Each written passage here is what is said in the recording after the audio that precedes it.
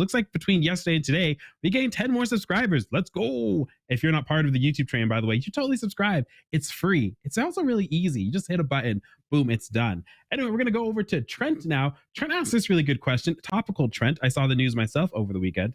Father, can someone be really a cafeteria Catholic, or is this just an oxymoron?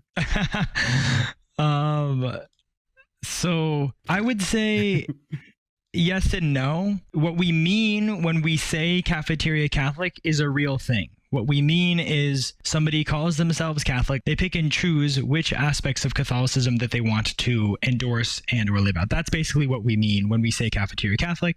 And there is something real about that. Maybe it's an oxymoron because all of us are Cafeteria Catholics in some sense. None of us are perfect. And so in some real sense, we're all Cafeteria Catholics, okay?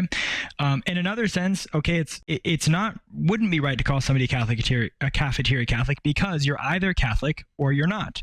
And if you were baptized in a Catholic church and you received Catholic sacraments, you're in the club. You're Catholic. You're in the club. And the rules of the club apply to you. You may not be choosing to live according to the rules of the club, but you are Catholic. Some people often say, oh, I used to be Catholic. Well, you still are, unless you've been, formally excommunicated from the church.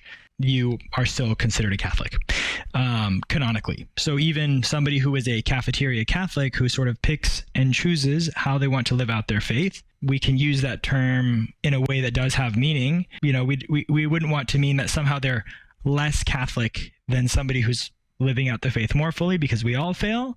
And because what it means to be Catholic means that you have received the Catholic sacraments and you're part of the club. Whether or not you're living out those baptismal vows to the fullest extent possible is another question. And that's a question for all of us, I would say. So I think, let me put it this way. It is certainly not a strict theological term. And as soon as we try to use it that way, we're in deep water theologically and spiritually. But there is a way in which it can be used with a real meaning, I think, as well.